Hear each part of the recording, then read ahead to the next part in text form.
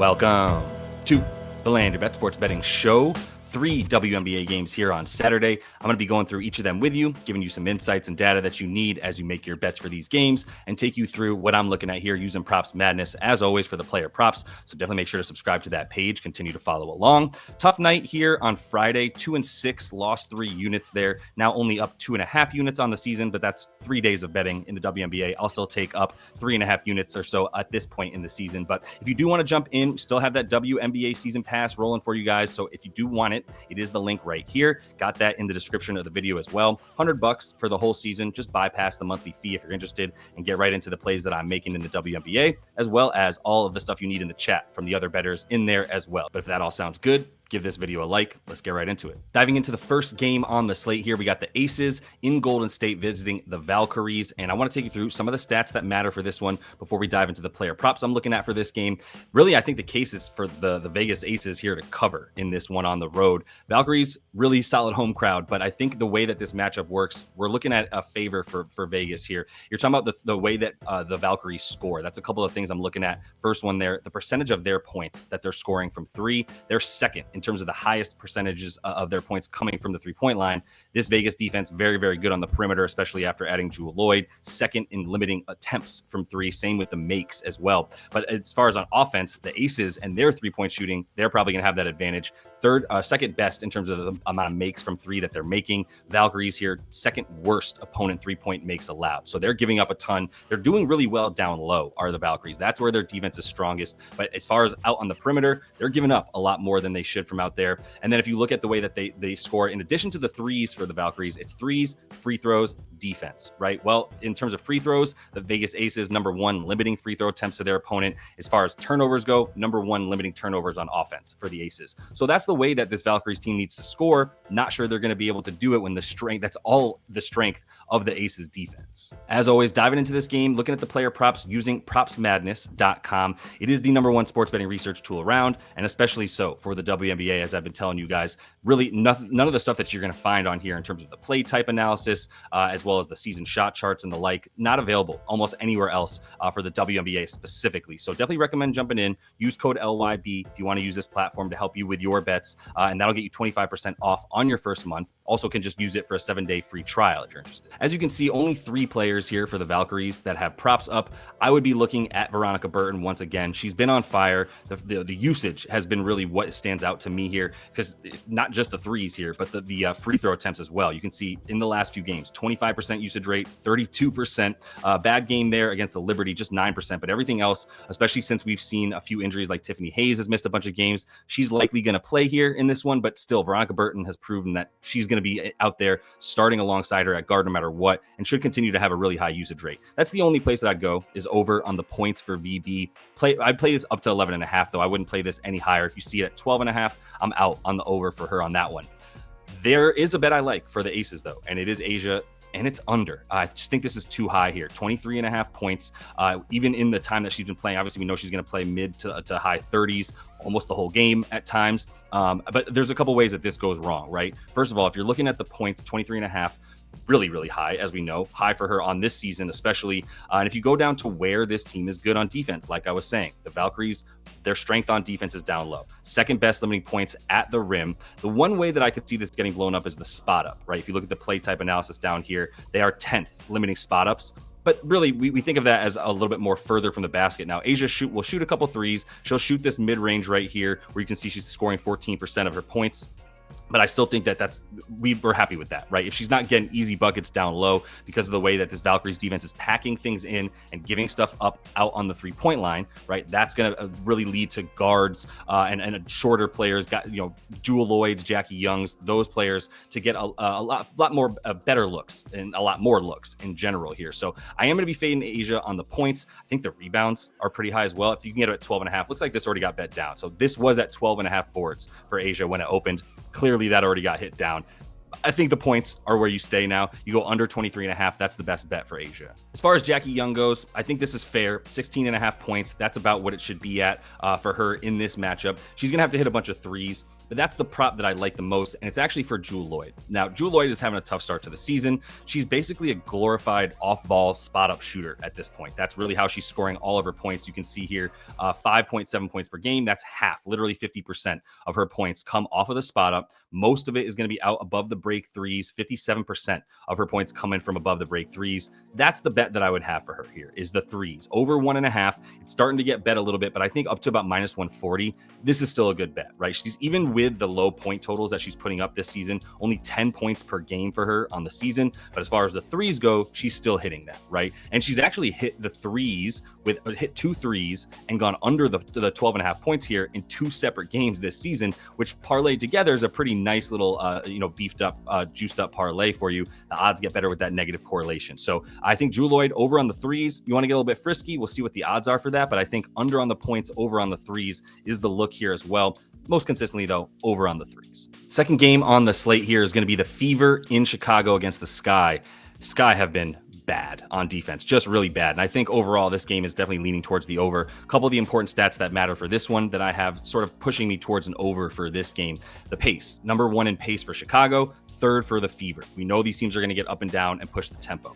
Offensive rebounding percentage. That's how Chicago scores a ton of their points. As we know, Angel Reese, Cardoso is going to be back in this one as well. They dominate down low on the offensive boards and do pretty well on the second chance points. As far as the Fever go, they do give up middle of the pack, slightly worse than middle of the pack in terms of offensive rebound percentage that they allow to their opponents.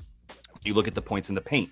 Both of these teams rely on that a ton. First for the Fever here in terms of their points in the paint per game, and 4th for Chicago. And if you look at the way they both defend the paint, not too good. 8th for Indy and limiting points down there, and then 9th for Chicago. So I think this is going to be a fast-paced game with a lot of scoring down low for both of these squads. So getting into who I like here for the props, back on Props Madness, Angel Reese, I think these points are too low. 11.5. I know she's only at 10 on the season, but obviously she's done pretty well in the games where she didn't do horribly, like the Liberty.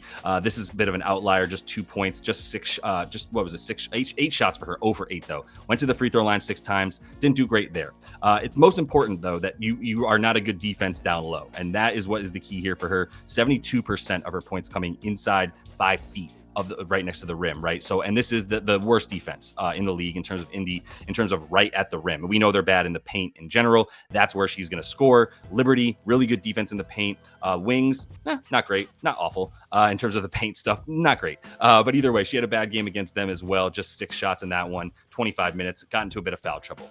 Other than that, she's good for about the 13 or so per game. And I think 11.5 is still 1 to 2 points too low for the prop, especially in this matchup where I think she's going to be good for some boards as well. Now, 12.5, you're starting to get out of my range. That's about her average on the season. But if you look at this Fever team, first game of the season, 17 boards in 25 minutes for her because this team's not very good at rebounding in terms of the Fever. 10th most in terms of the rebounds allowed. They are basically 3rd worst in the league. And as far as defensive rank versus centers, they give up the most rebounds per game to the center position and the forward position, really. But Angel Reese been playing a lot of center as Cardoso was hurt a bit, but there's also a lot more minutes for Reese than Cardoso. That ends up putting her at the 5. She's going to be in a good position to get a lot of rebounds, but still just makes me like the points even more, mostly because I think she's going to get some offensive rebounds that turn into those second chance points. I think Angel Reese is likely going to be the only player that I bet on in this game, but I would be remiss if I didn't at least mention Kelsey Mitchell. My look for Kelsey Mitchell is that since CC went down, she still had a ton of shots, but she just wasn't hitting up, right? And she really needed a get-right game against DC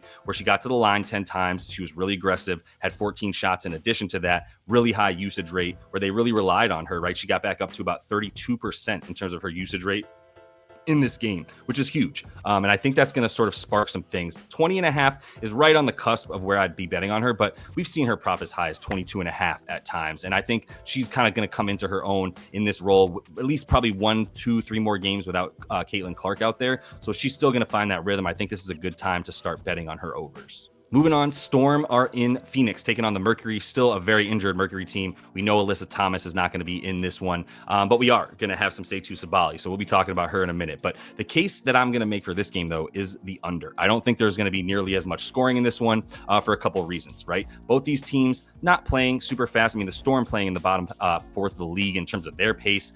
Phoenix, they're sixth in pace, but they've actually slowed down in the last couple games. No Alyssa Thomas to get those rebounds on defense and push the tempo up the court, right? So that's led to a slower pace for this Phoenix team over their last 2 games or so without AT.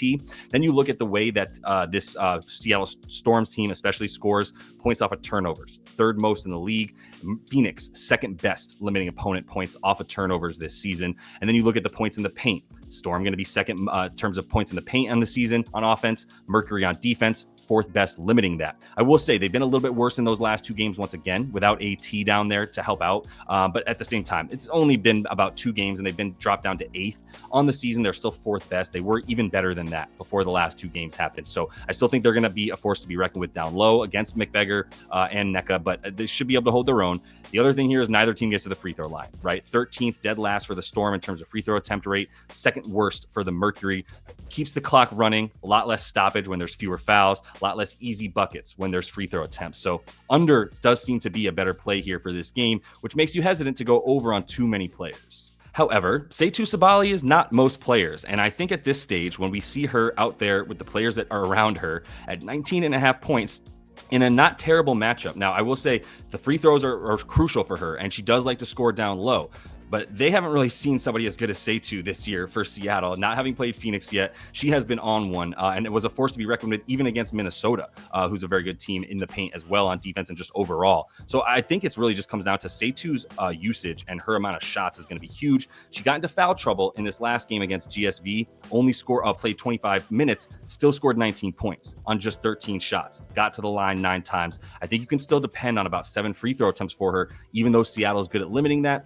I think she's going to overcome that and be too good for them. The other game that she played against the Lynx, she had the 13 points in the first half and then seemed to sort of that back started to flare up a little bit, which is what scares you. But at the same time, in those last 2 games, she's been at about 22.5 points for her prop. Now she's down to 19.5, something she almost went over in this last game, despite only playing 25 minutes, had a nearly a 35% usage rate. And that's only going to continue. I mean, we only have props up for 3 Mercury players because the books know if Setu is out there, she's taking the bulk of the shots with the ball in her hands the most. And the other thing I like about it is the rebounding. I do think as far as the boards go, she should be able to get hers in this one. 11th in terms of the rebounds allowed to their opponent. That's Seattle's rank, 3rd worst. And then they're 9th, and that's 4th, 5th worst or so, limiting rebounds to Setu's position there at forward. So I think the rebounds and the putbacks will be there for her. Most importantly, the volume and the shot attempts will be there for her. So I think the points are the best play over 19.5 for Setu. Let me come down to the Storm here, and there's a couple things I'm looking at for the Storm. It's basically Skylar Diggins-Smith, Gabby Williams. I see their roles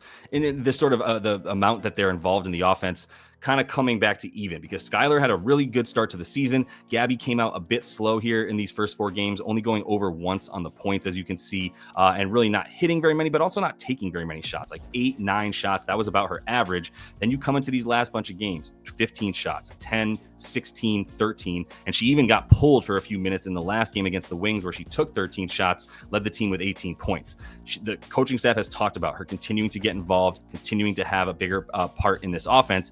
That's going to eat into Skylar Diggins. So I am going to continue this trend here and believe in this trend to continue, that Skylar Diggins is going to be toning it down a bit. I think the points and the assists are a good under for her, 23.5, really high number. Hopefully that'll still be available. I mean, there's even a 24.5, even though you can't go under on DraftKings. So I think 23, 24.5 PA is going to be a good under for her in this matchup, whereas I think Gabby is going to continue to up that usage, right? I think her points, even points and assists, are going to be the play. In fact, points and assists is my preferred bet for her at 17.5. She could be good for 15 points alone, right? And the 3 assists are something that I continue to like for her as well. So I think the involvement that she's going to have in the offense, those are the 2 players I'm eyeing. Might even put a little parlay together of over for Gabby, under for Skylar Diggins-Smith on the points and assists combined for both of them.